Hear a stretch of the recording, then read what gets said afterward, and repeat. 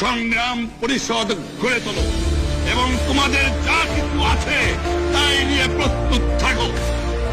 মনে রাখবা, রক্ত যখন দিয়েছি, রক্ত আরো দেব। এদেশের মানুষকে মুক্ত করে ছাড়বো ইনশাআল্লাহ। এবারে সংগ্রাম আমাদের মুক্তির সংগ্রাম, এবারে সংগ্রাম স্বাধীনতার সংগ্রাম। জয় বাংলা।